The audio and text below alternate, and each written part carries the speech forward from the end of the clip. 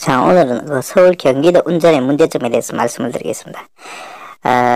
지금 보면은 서울 경기도 쪽이 좀 이런 게 심한 것 같습니다. 보면은, 시야가 확보 안 됐을 때는 절대 속도를 내시면 안 됩니다. 시야가 확보가 안 됐을 때는 속도를 내시면 안 되고요.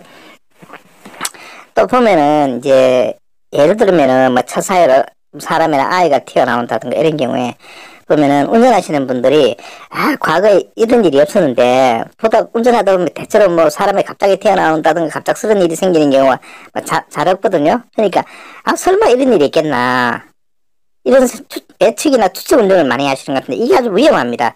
근데 그런 일이 벌어지지 말란 법은 없거든요. 이게 운전은 사고가 언제 어떻게 일어날지 모릅니다. 한순간의 방심으로 언제 어떤 일이 일어날지 이건 알 수가 없습니다.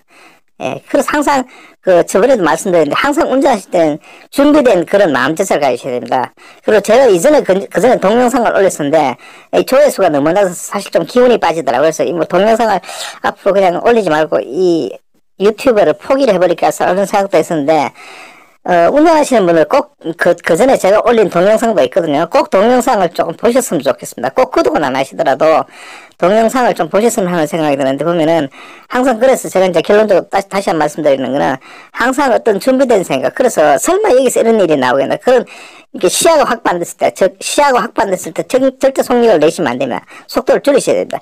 교차로에서도 마찬가지고요. 어떤 상황에서도 마찬가지고, 이 시야가 확보가 안 됐을 때는 절대 속도를 내시면 안 됩니다. 교차로 내에서도 마찬가지고요. 넓은 도로도 마찬가지입니다.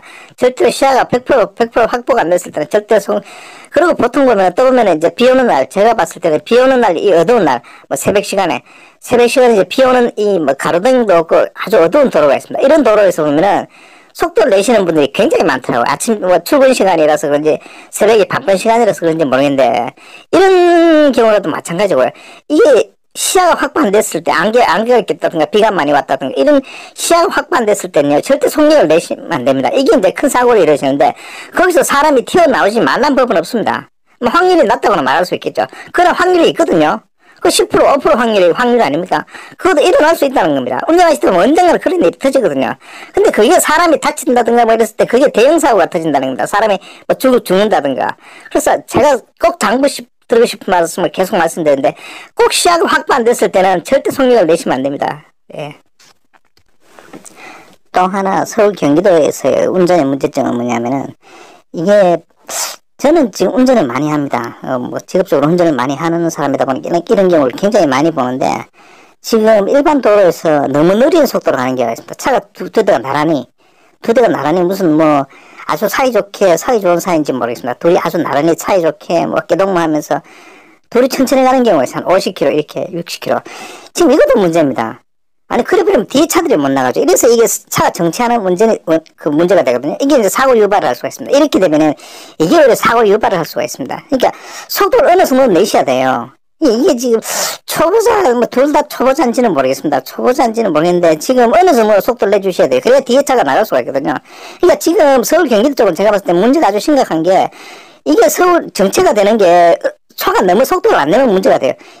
뒷차를 위해서 어느 순간으로 속도를 내줘야 됩니다. 아니면 그 3차로 4차로 쪽으로 좀 약간 양보를 해주든가 이렇게 나가야 돼요. 그래서 뒷차들이 좀 빨리 나갈 수 있게 교통체증이 안 생기게. 지금 이렇게 운전하니까 맨날 이렇게 서울 경기도가 문제가 생기는 거예요. 교통체증 생기죠. 사고 나죠. 지금 이런 것들은 지금 시민들이라든가 어떤 이런 분들의 어떤 운전 습관의 의식 자체가 문제인 것 같아요.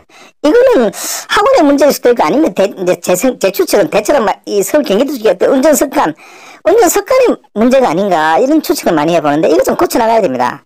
지금 이러니까 맨날 문제가 터지는 거예요. 서울 경기도 쪽은. 하여튼 사람들의 어떤 의식이라든가 생각 이런 게 좀 많이 바뀌어야 될 것 같아요. 하여튼 그래서 좀 결론적으로 계속 말씀드리는 것은 어느 정도 속도를 내셔야 된다. 너무 천천히 가버리면은 뒤에 차들이 못 나고 결국 교통체증 현상이 생기거든요. 이 사고 유발하는 거예요. 이게 사고 유발자입니다. 이런 분들이 너무 천천히 가시면 안 됩니다.